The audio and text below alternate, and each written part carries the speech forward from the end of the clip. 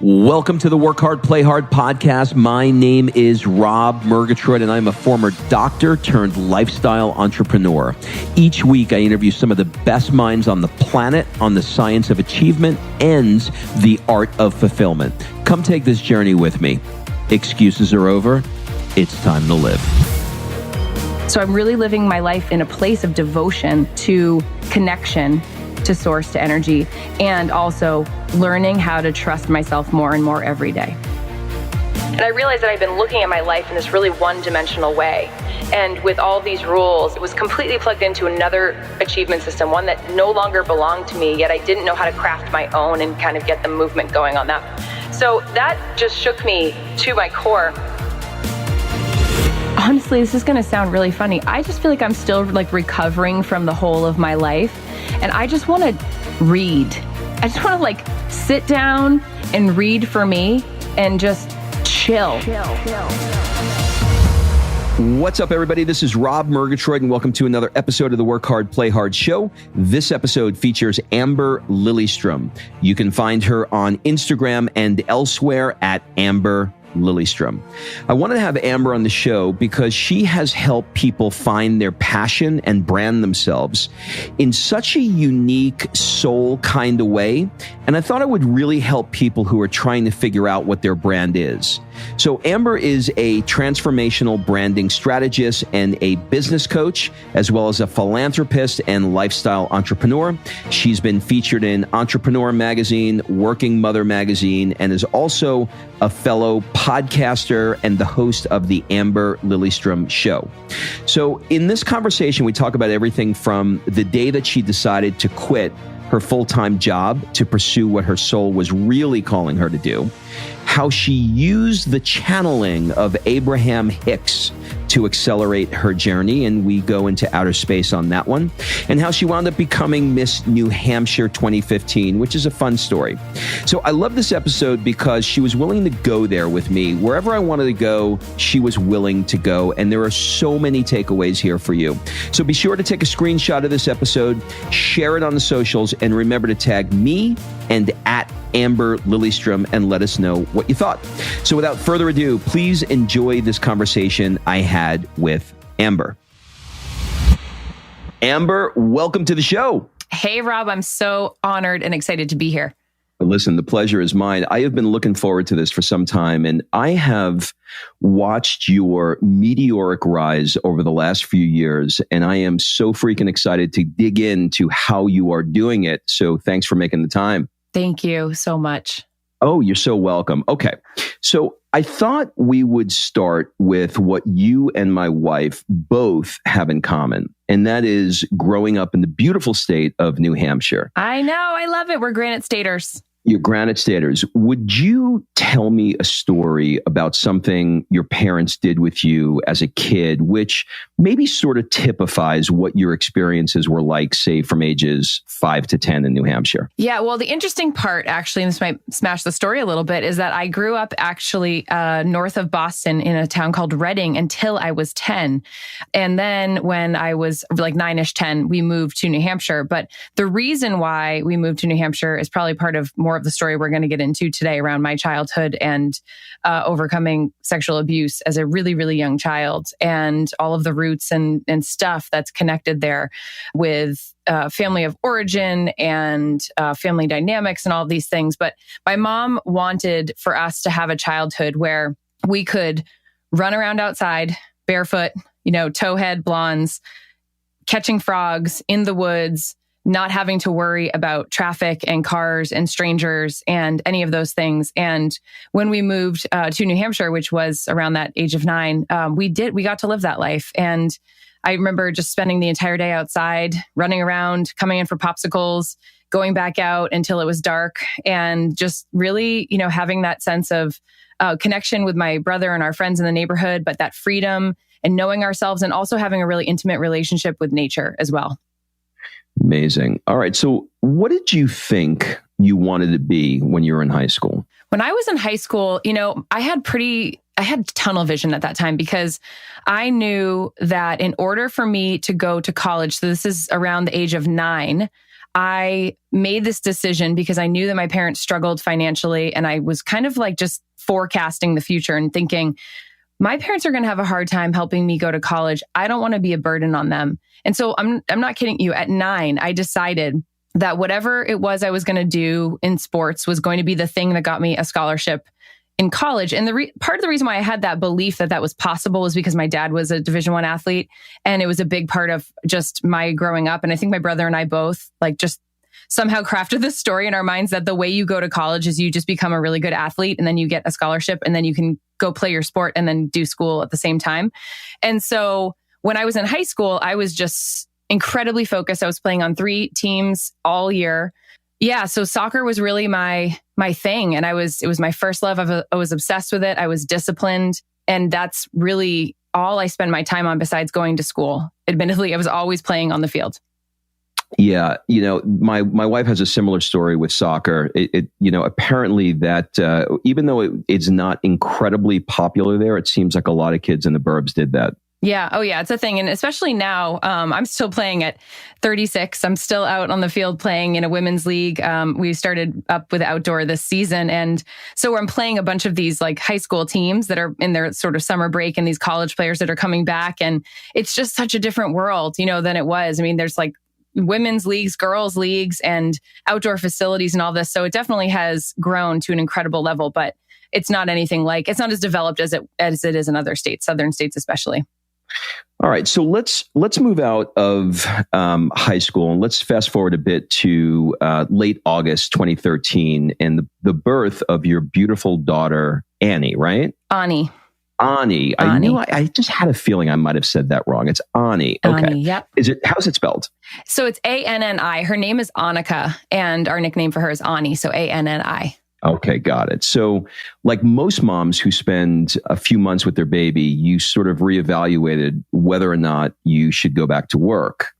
Can you place us on the day that you had a conversation with your friend Emily about going back to work, and maybe talk about what she said in that conversation that sort of informed the next chapter of your life? So, and this is on the heels of almost dying on the operating room table when my daughter was born. So I stopped breathing, and I had an awakening, a clarity of I'm not doing what I know I want to be doing with my life. And I came out of that operating room changed, just obviously now I'm a mom and knowing all these new things and about what I wasn't doing and what I knew I wanted to do. And so it was just sort of like, you can't unknow it once you know it. Right, Rob? It's like, Once you have that clarity, it's like you can't erase it from your brain.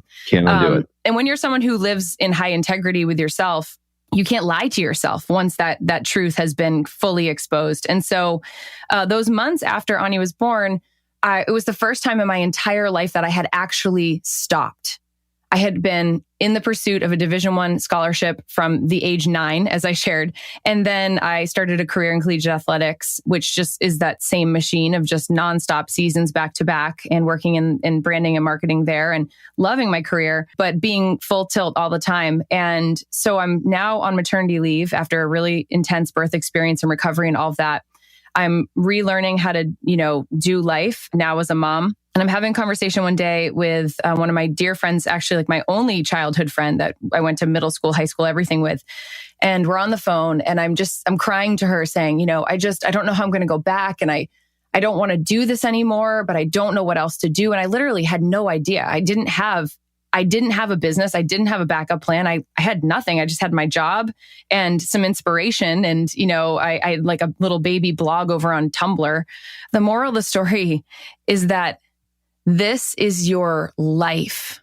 And it like took my breath away because she didn't say it in the way that so many people say that kind of a sentence, like, this is your life. Like yours, like an ownership kind of thing. She said, this is your life. And the word life reverberated inside of me. And I realized that I'd been looking at my life in this really one-dimensional way. And with all these rules and all these like acrobatics that I had to do in order to live the way I wanted to live, I was completely plugged into another achievement system, one that no longer belonged to me, yet I didn't know how to craft my own and kind of get the movement going on that. So that just shook me to my core. And of course, I still had to go back to work within a couple of weeks. But after that conversation, within 8 months of Ani's birth, things just started to really fall into place. And I started making decisions. And I started making decisions that were going to change the trajectory and the course of my entire life. What a story. It's amazing how these things happen in our lives, and somebody can say a word and it's almost like something came from on high and went through this person to you. Yes. Maybe it did. Who knows? But an intonation of a word can change the trajectory of somebody's life. 100%. The next major step, at least looking in from the outside, was the decision to give up your husband's paycheck as a police officer. Can you sort of walk me through how you ultimately wound up making that decision? You know what? Better yet, let's do this. Let's fast forward to around May of 2014. So I'm jumping ahead of myself. You're out of your old job. Yes. And you're starting the next chapter of your life, and you decide that you want to be a coach. What I'd like to talk about is what it really looks like to make that vision a reality. And maybe you can take us back to what it felt like to create a spreadsheet with your budget, or having to cancel cable TV or sell the Subaru because the payment was too high, or just that time in your life. Around March of 2014, I made an investment in a program, which was like all signs to the universe. I'm going to do this. And still really having no idea what that was going to look like or how that was going to unfold. But I knew that the coaching business was what I wanted to do. I had been, I taught sport marketing at the university. I had been mentoring students for a decade. I'd coached soccer. I love mentoring. I was the captain of my Division I soccer team. So like mentoring and coaching has been in my blood forever. And so I knew that this was something that I had already had some sort of success with, but I knew that I needed to differentiate myself somehow in this space and utilize where I had credibility in my career path, which was in marketing, branding, human psychology, inspiration, motivation, all of those things. I can speak about it much more clearly now than I could back then. I just need to say that out loud. Back then, I was so confused and so overwhelmed. But I just, I did this course. I did bits and pieces of it. I actually didn't finish it, but I met incredible people inside the walls of that course space in the Facebook group specifically, and built relationships with people. And really just looked at, I realized that my business was going to grow one person at a time, one client at a time, one yes at a time, $1 at a time, one like at a time, one subscriber at a time. And instead of letting myself get super focused on this big picture, Division I scholarship, well, you get there by one workout at a time, one game, one kick, one pass, right?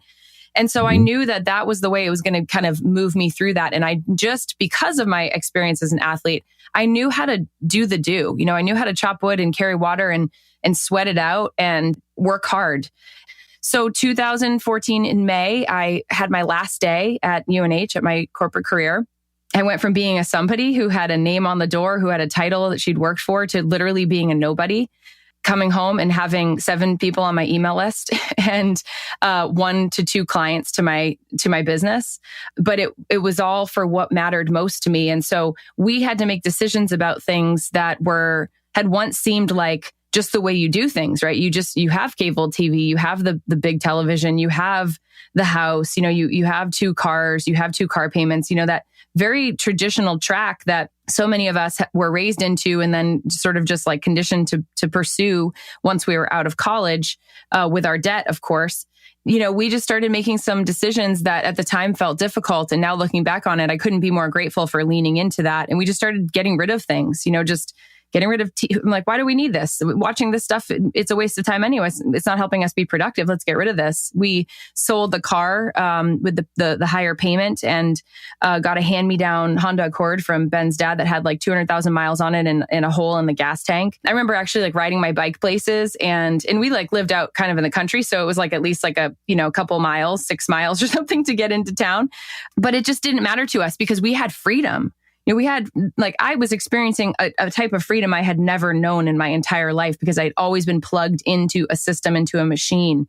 And so it was really like this unlearning process so that we could then start building our life and of course the business and, all these different aspects of how we thought about the world and what we wanted in the world.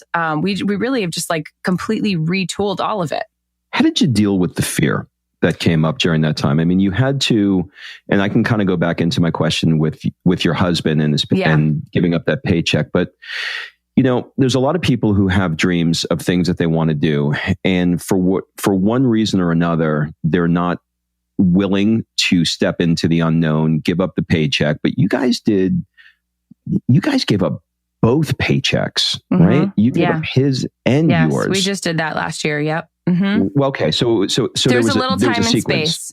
So it was 2014 I left, and then Ben stayed in his police career until the summer of 2017. So we're literally at the 1 year anniversary, and so I can tell that story too. But I want to go into the fear piece because I think there is that space in between, and it was really intense. I was working in nap times and nighttime, and any minute that I had doing that sort of like dance between watching the baby monitor and knowing she was going to be waking up and trying to wrap up a sales call and trying to keep that like conversation light and high and put all the confidence in the world into this client that I could help her while also like freaking out because my kid was like stirring and I knew she was going to start crying for me.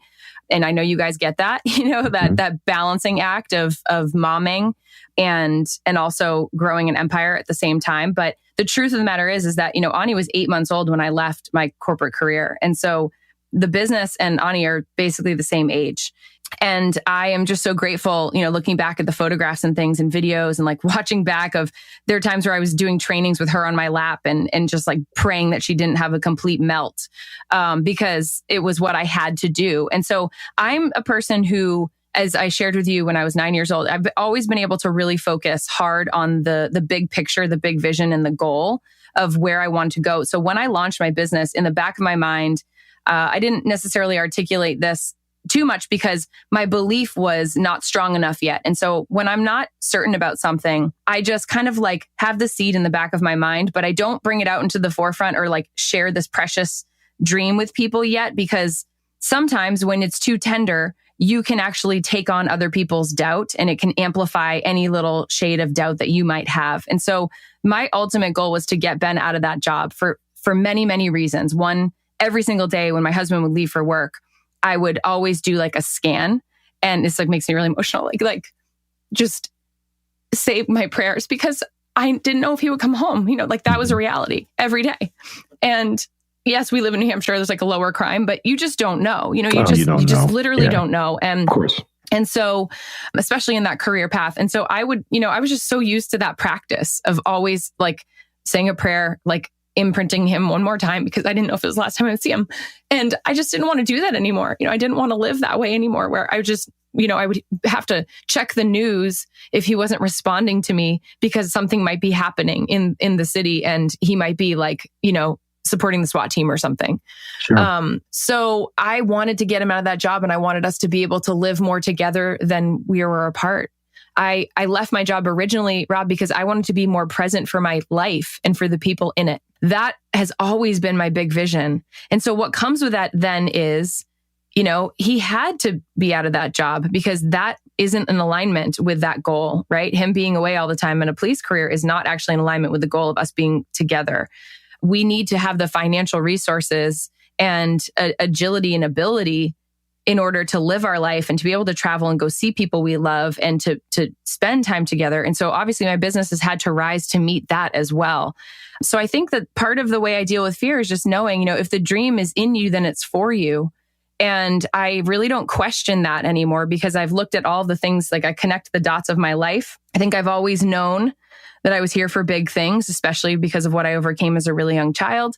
And so I just keep putting one foot in front of the other every single day and really just appreciating and enjoying the work that I'm doing and the subsequent growth that comes with it. Like looking at it from the outside, it does look, as you said earlier, like meteoric. But to me, it just feels like, this is what I'm here for. This is the rise. And in the process of that, I'm getting to just touch the lives of so many other women and families and help them rise up into their greatness too. How did you deal with the doubt that was around you? So in other words, I'm sure that there were well-meaning parents and friends that were like, are you sure you want to do this?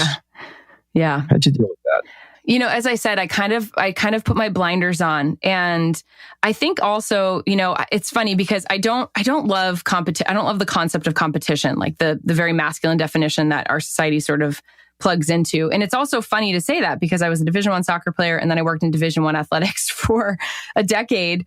But I just see it that in this space, at least, we are all contributing to the collective consciousness. The collective consciousness is uprising. I mean, that's what this work is about helping everyone really rise together. But I definitely, you can't really take that out of me when I get on the soccer field. Even now, I want to win and I want to do really well. And so I think I kind of like that challenge of, okay, like I'm going to go do this sort of like seemingly crazy thing from the outside. And I know you guys don't get how that's going to happen, but just watch me. I'll show you how. And I got that little moxie, and I've always had that since I was a young kid. And I learned how to do that on the soccer field. And so I've been able to really apply that in other aspects because of course it's all about mindset. Even as an athlete, it's first about mindset. Let's talk a little bit about the new home that you're in. So you sort of manifested your dream house. Can you tell me maybe some strategies that you guys use to sort of, go to the next level of creating not only the life that you want, but the environment that you want? Yeah, it's so key, right? It really makes a massive difference. And so I had to live here in my mind before I could live here physically. And we did things like we would drive by this house and, it's really funny. Actually, last night I had the friends that we were on the pond with kayaking. We were like doing a Sunday barbecue with them 8 or so years ago. Ben and I were just dating at the time. We're paddling on the pond and we come up to this particular house that we live in now with the real estate sign out on the tree, which is like lake life. The real estate signs on the water. And we just said, hey, and the people waved to us and we said, your house is for sale. And they said, yeah, you want to come have a tour? And we were like, sure. So we came up and took a tour 8 years ago in this place. We were in no position back then to even consider affording this house. And even, we weren't married or anything yet, but I don't know. We just knew, both of us, like I imprinted. The second I walked in, I knew this was my home. I knew this was the place that I was supposed to raise my family and live. Again, no idea how, but I just knew it. And so from then on, every time we would drive by the lake, we would always wave and say, hey, house, we can't wait to live in you. Hi, house. And many times I thought in the back of my head, you're a lunatic, but okay, I'm just going to keep doing it. I would drive on the road. We live on this really like long dirt road, but the main road is beautiful with these like canopied trees, this winding, just gorgeous road. And I would drive up it and I would think, I can't wait to go for a run on this road. I can't wait to push a stroller on this road with my baby in it. I wasn't a mom back then. And for years and years, we just loved on it. We felt a connection to it. And so I think if you can really be there in your body and in your mind, if you can feel it, I used to be able to feel the water on my skin, what it would feel like to dive into the water. And I would just visualize that. And here's the thing. When I was visualizing, I would feel the joy of it. And let's reverse engineer that. The only reason that we humans want anything is because we believe that it will bring us joy. And so if you can recognize that and click into that and go, oh, okay. So what if I could just practice that joy now, even though I don't have it physically, but I can just imagine it in technicolor detail and just really viscerally be there in my mind and feel the joy of that and feel the excitement and the anticipation of that. Because I know you guys are looking at a move. Like I'm sure you're doing that too. You're seeing yourself walking down the street with your coffee in your hand and looking at the palm trees and all of those things. It's just being there before you're physically there. And then when you are there, it is just so sweet. And it's the secret. It is that over and over and over and over and again. And I have like infinite stories of just massive, incredible manifestations. This house being obviously the biggest one. And I will also say at this moment today, as we're speaking, a big part of this home, this is not a large home that we live in. It is on waterfront. It's 2 acres. It is our dream.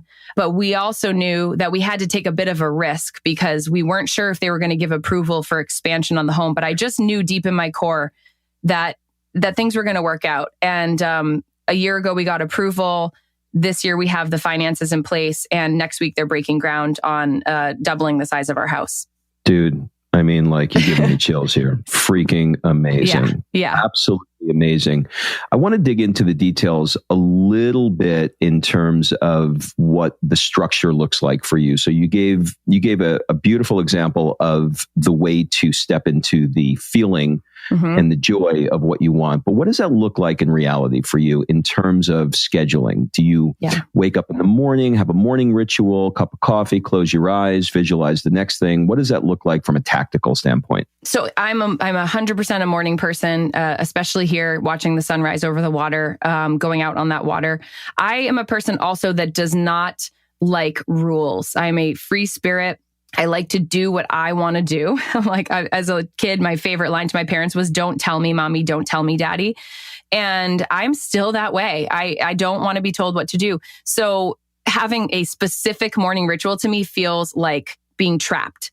So I give myself and I'll get to the point, because this is really the core of what I believe where the success comes from, and just most importantly, because to me, success equals fulfillment, where that fulfillment comes from in my life, and how that then leads to the manifestations and the physical experiences that just totally rock my world.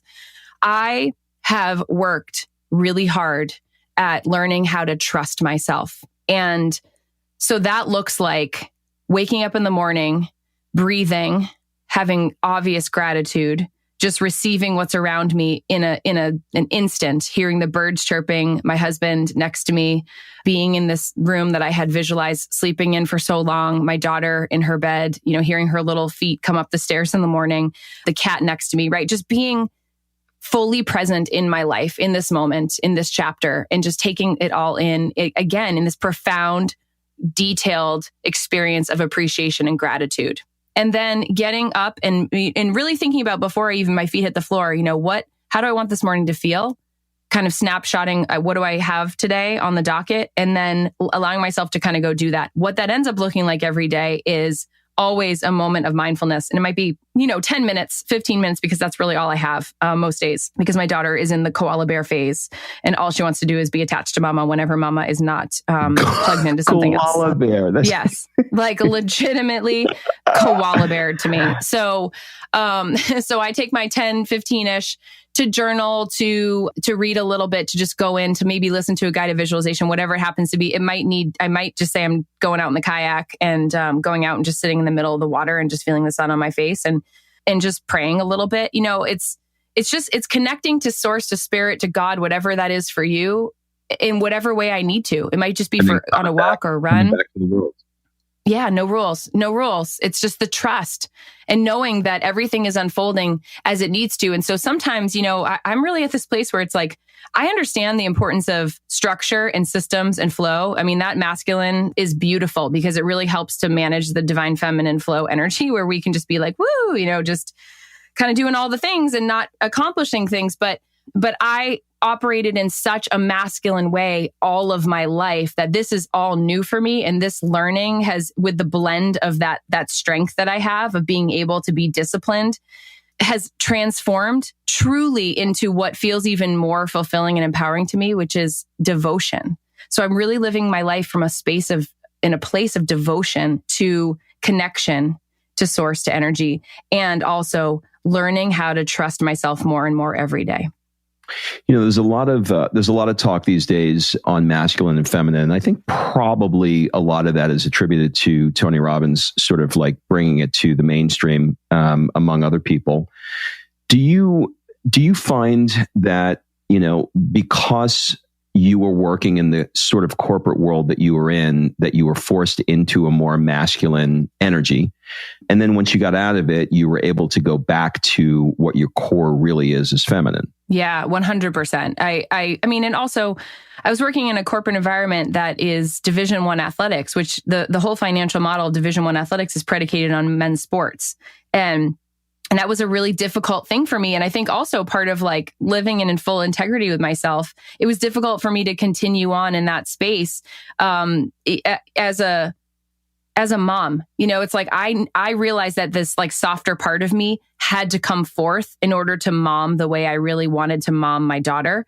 And also to break the cycle on a lot of really destructive things that I was doing to myself to have control. I had an eating disorder for 15 years of my life, and I was a perfectionist to the like it was so intense, and I was so hard on myself and so cruel to myself. And I learned, when I finally made the decision, I'm done with this. I need to go get some support, and I need to start doing this work, that the only way to move through that and overcome it was always in the softening, which was innately the feminine, that feminine energy of like having compassion and empathy, but learning how to turn that inward and have it for myself. It's crazy because we would never treat people the way we treat ourselves so many times, right? Absolutely. So, I find that the dark periods of our life are things that not only help us understand empathy, but also help others who find themselves in a similar situation. So if you're open to it, you mentioned it at the beginning of the show. Can you tell us how being a survivor of childhood sexual abuse at around 5 years old shaped who you are today, and maybe even talk about the work that you're doing with the nonprofit Haven that's dealing with the prevention and care of sexual and domestic abuse? So I was about Ani's age when she's four and a half now, when that happened in my life. And it was really painful, obviously, but more so not from the actual trauma, but from the aftermath of the trauma. And witnessing the family dynamics. And just to give you a snapshot, it was a caregiver who was married to one of my mom's family members. And it just was like a wrecking ball that went through our whole family. And unfortunately, part of my mom's family sided with my abuser. And my mom ended up kind of like losing most of her family, for that period of time. So she's going through this ridiculously insane trauma, trying to support her child who is so young and doesn't even have like the cognitive ability yet to even process what's really happening.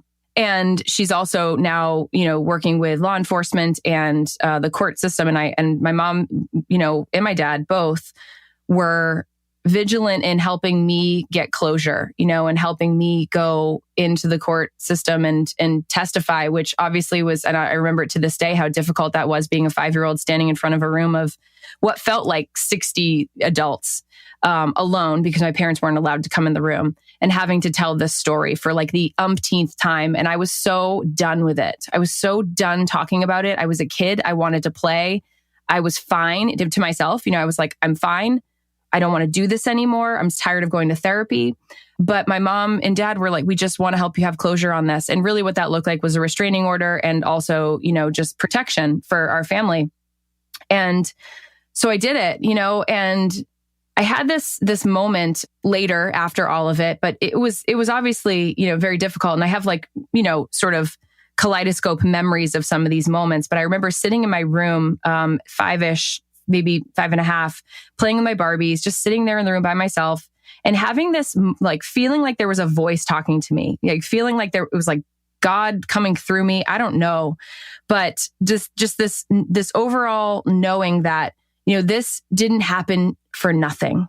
And you are here to help others who have gone through this or worse. Like literally, it was just clarity. I'll never forget that moment. I was so young, but I remember it. And I also, Rob, I had to grow up real fast. And that required me and my 5-year-old brain to sort of like adopt the emotions of the people that were in my life and also learn how to sort of navigate that. And seeing how much pain my mom was in and how difficult it was for her to go through that, I learned about empathy at a really young age.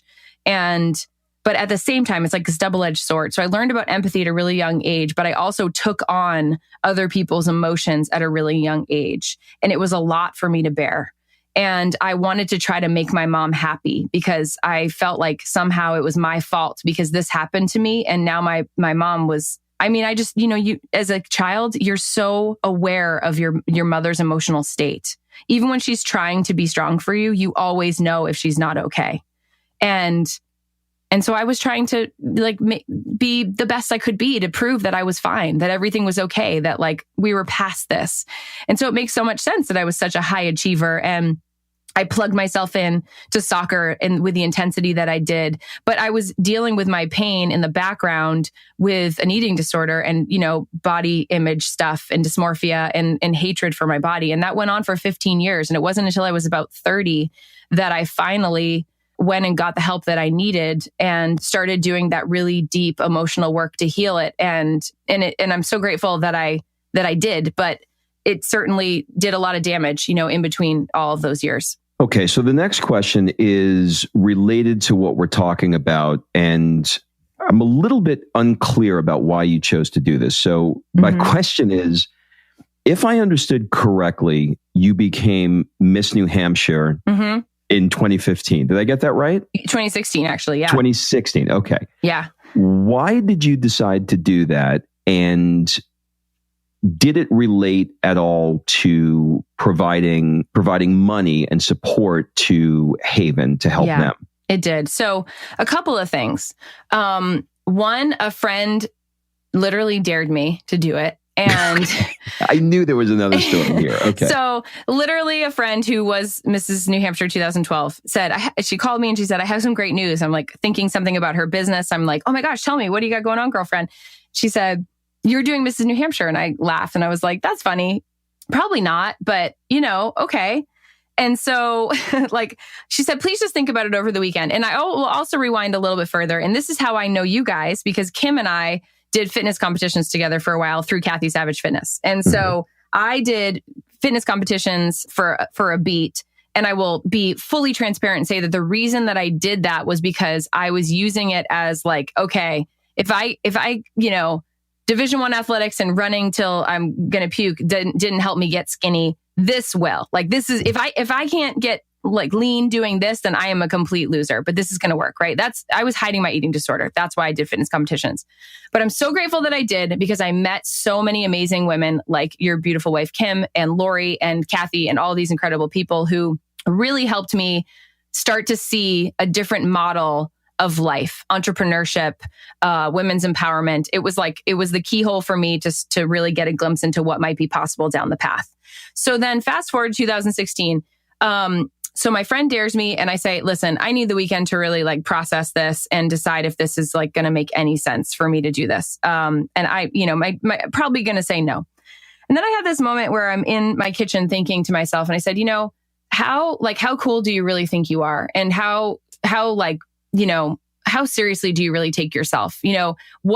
Why is this a big deal? Like, is it uncomfortable? Does it scare you? And the answers to those questions was yes. And so I'm also a person that if something is hard or scary, I make myself do it. So I walk on fire. I get on the roller coasters. Like, if there's a fear there, I want to understand. I want to really disruptivate whatever that is and explore. I look at myself as like a human experiment. I said, well, this is good. You're going to do this. And this is going to be a great way for you to go and start building a relationship with Haven and using that as your platform to really speak about a cause that's very important to you. You can also get back on stage. I did set rules for myself that I was not going to train or like diet down or do any of that stuff. I was just going to show up exactly as I was. And so I kind of made this like my own little personal challenge. And so I did it, and I did not go in there thinking, that I was going to win. I just was like, I'm going to go and have a really good time. I'm going to stay fully present. I'm not going to compare myself and put myself down, because that was something that I had done as a fitness competitor. And so I made a vow to myself that I wouldn't abandon myself in this experience. Fast forward, and they're calling my name and putting a crown on my head. And I'm like, oh, Lord. Okay. So now we're actually doing this thing.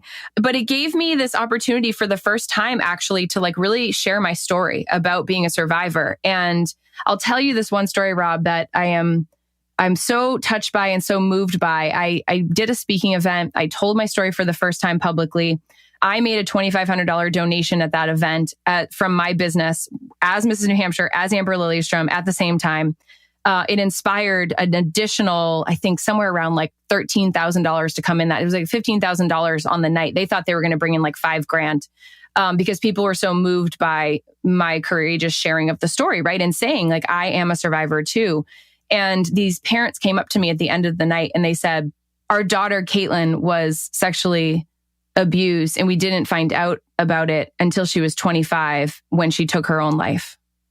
And they said, please promise us that you'll never stop telling your story. And I said, I promise I will always tell my story, and I just held them. And it was just like, amazing. I can't even imagine. And so I think that, there's divinity in all of these things. And I know that the world of beauty pageants and whatnot can get a bad rap and all of that. But for me, how I saw it was just an opportunity to connect with more people, to learn how to love myself even bigger, to have a greater sense of humor, to challenge myself. And I met incredible women from all over the country and amazing, amazing people in our community who it's like you put on the crown and everyone's telling you their life story. And I was so grateful to be able to hold that space and get to just love on people. So it ended up surprising me beyond measure at what a gift it was. And I will be forever grateful just for that opportunity and experience. Would you do it again? I think I'm good. Yeah, I'm good. I love what I do in my work now. And I love speaking so much, but I want to speak as me now. And not that I wasn't, but I was still like having to represent an organization, and I want to be a representative of myself wholly at this point. Yeah, I get that. I think I knew the answer to that question. Yeah. I want to ask you about something. It's kind of a self-interested question, I suppose. I've heard the term Abraham Hicks. Yeah. That is mentioned a lot. I don't. For those that don't know who Abraham Hicks is, could you explain who he, and I'm putting he in quotes, is? And what being in the hot seat with him was like. And feel free to go into outer space as much as you want to. Okay, cool. Thanks. So, all right. Abraham Hicks is, let's just like back up the bus so we can help people get into context. And let's just use as a disclaimer. This is going to sound really weird. So just let it be weird, guys. Okay. So there's a woman and her name is Esther Hicks. And years ago, I don't have all the specifics on this. She went into her husband, Jerry, at the time, was much more of like the spiritual seeker in their relationship and their marriage. And he and Esther went to go see a woman who had this gift of like channeling. I'm going to use the word channeling, spirit. So infinite intelligence, source energy, God energy, whatever you want to define for that, but just higher power information downloads. And this woman would kind of like go into this state and channel information from spirit and then deliver this to the people that would come and have these sessions with her. So Esther was there and had like this profound experience of getting downloads, information, feedback. Fast forward, she goes on into her life and then realizes that she has this gift too. And there's like much more in between. And you guys can Google the whole story of how this all came to be. But Esther downloads, connects to spirit in her own way. And I'm going to say they, we're just going to use they as like spirits, energy, like angels, whatever, that are going to be giving you messages and information. Their name is Abraham. So Esther Hicks, Abraham Hicks. That's why it's called Abraham Hicks, right?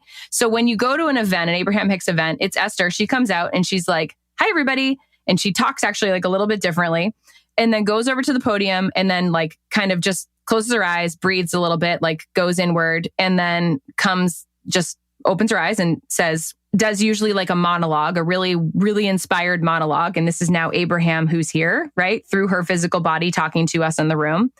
It's like profound. And you can just literally go on YouTube and just type in Abraham Hicks and you could type in like anxiety or manifestation or money or whatever. And you can just listen. You just listen to what she's talking about. I'm going to say she just because for the context of this conversation, it's a woman in a physical female body saying these words. So in 2016, May, I went to my first Abraham Hicks event. I had been listening to the YouTube videos. I had read the book, Ask and It Is Given.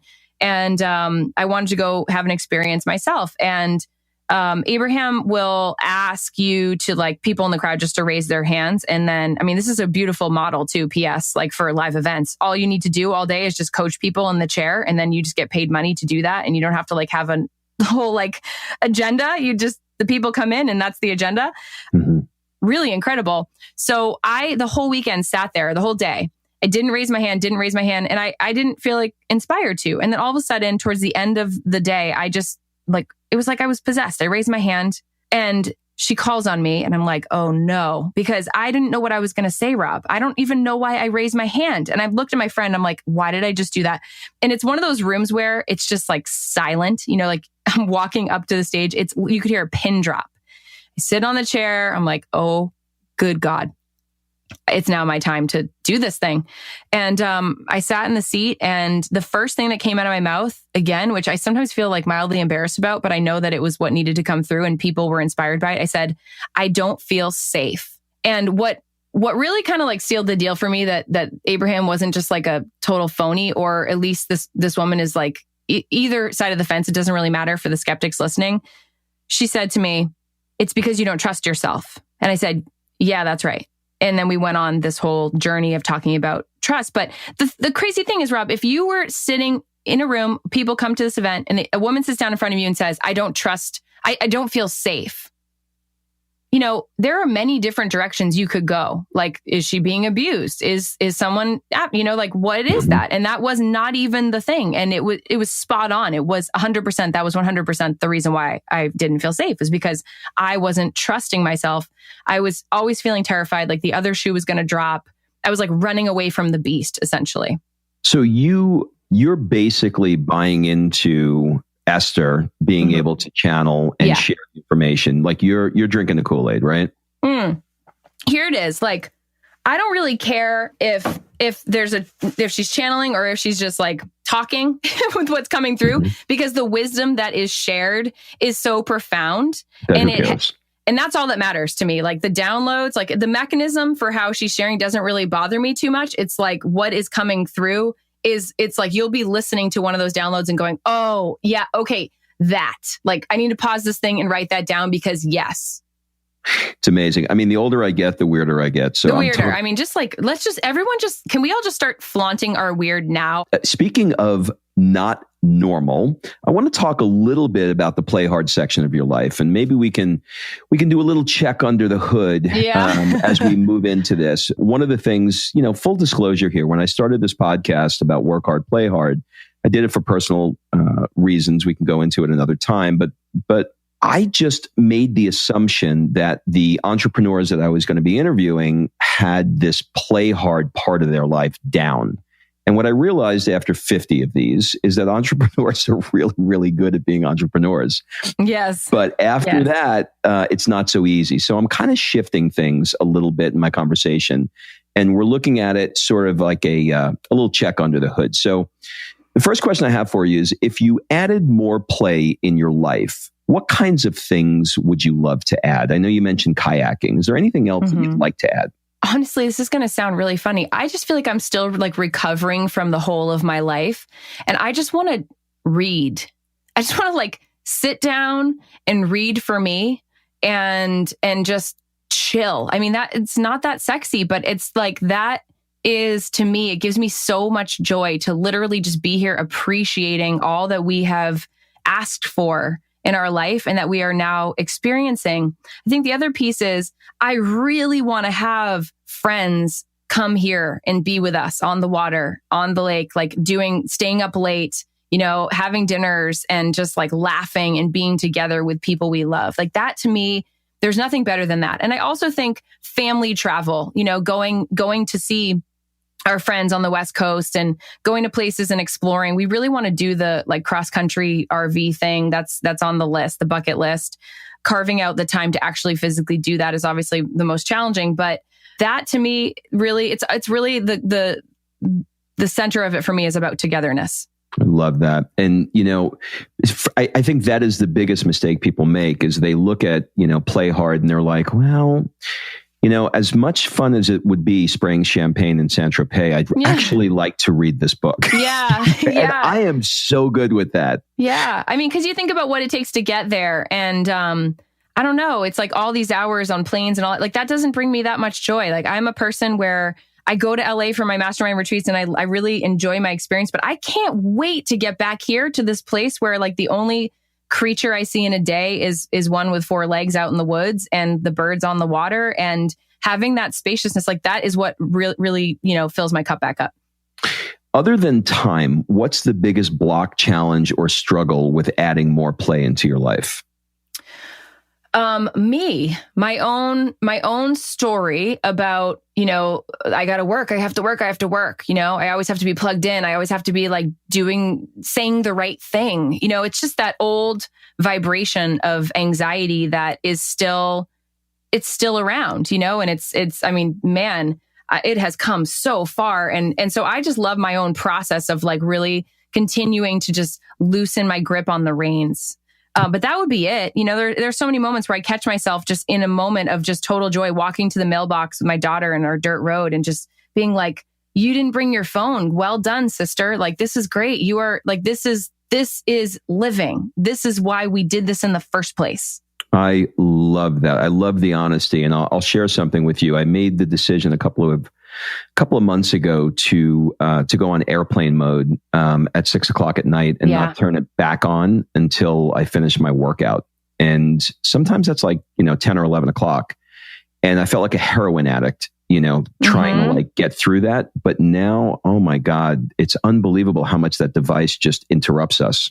It's insane. I think friends, I think it's really important. This is a great point, Rob, to just pay attention. You don't have to judge yourself. You don't have to lock yourself up and put yourself down, because that's not going to help you. You're going to then try to rebel against that. I think that's the reason why I have to give myself permission to just like gently like step away from things, because I know myself. And if I'm being told I have to do something, then I know I'm going to lean in even harder on it.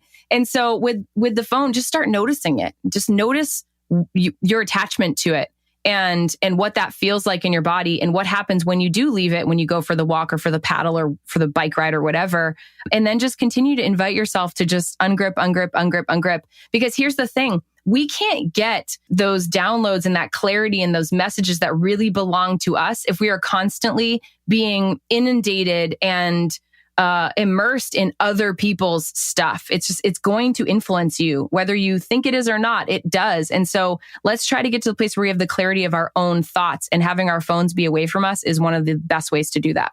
Oh, it's amazing. I mean, I'll look at other people's Instagram stories and like, I'll put the phone down because I'm depressed. I'm like, why am I not doing that? What's wrong with me? If you could spend 1 month anywhere in the world, where would it be and why? I'm going to say Hawaii. I've been to Kauai and it was amazing, but I wasn't there long enough to really get to explore. And I really want to go with my family. So I went for a writing retreat, but I just really want to go there with my people. So I'm going to say Kauai, Hawaii. Love it. How old would you be if you didn't actually know how old you were? I would say I still feel like I'm like a 19-year-old. And how old are you? I'm 36. And last question and play hard. If you were on your deathbed, what would you most regret not having done? Writing my book. To be determined. It's in progress as we speak. I love it. Okay, let's move into the last section of the show, which is the rapid fire round. Answer as quickly or as slowly as you would like. It's basically a first thing that comes to your mind round. What would your friends say is one of your superpowers? Love. What's one of the things you're afraid of right now? The bears that my neighbors told me are literally living right around our house, and I did not know it. And I realized that I go for walks and runs by myself or with my kid in the stroller like every day. And there's freaking a mama bear and babies that are like right here. So that's got me a little like, I need to order some bear spray just in case. And so That's awesome. Real life. Real life. What do people never ask you, but you wish they did? What did you want to be when you were growing up? Yeah. Okay. What one regret do you have? I don't really have that many regrets. I think yesterday I was a little unkind to the guy we got the car from because we got the car with an empty gas tank, and it really pissed me off. And so I sent him a message in a moment of being pissed off, and I thought about it after, and I thought I could have done that a little bit better. How great is it that you were able to catch yourself though? Yeah. Yep. So that I was like laying in bed this morning going, you just could have like really taken your foot off the gas on that one, sister. You could have just, because it's like not a big deal. What's the one thing that you want to get better at? I just want to continue to get better at, I think, telling story, just telling stories. I really want to hone that craft as a writer and as a speaker. If you had to give a TED Talk on nothing that you're known for or nothing that you speak about, and it can really be on anything that you like or have a passion for, or frankly, anything else at all, what would it be? I think what I learned as a soccer player, so really the parallels of the beautiful game of soccer and life, and there's so much to be learned there. And I think it would just be a total blast to just share those themes and create those parallels for people to understand and respect this game that I think gets a bad rap sometimes because people think it's boring here in the US. Also with just the game of life. Love it. And I mean, it's very appropriate at this World Cup time in our year, right? Well, Amber, I cannot thank you enough. This was absolutely amazing. It's been such a joy to get to know you better. And I'm a big fan of your work, my dear. I'm a big fan of your work. Thank you. I so appreciate you, brother. Yep. Keep doing what you're doing. All right. Thanks for listening. If you love this episode and you know someone that needs some help in either stepping up their work hard game or their play hard game, it would mean the world to me if you shared this podcast with them to help me get this movement out there. So if you like what you heard, head on over to iTunes, take 30 seconds and leave me a 5-star review, and I will be forever grateful. So until the next episode, excuses are over. It's time to live.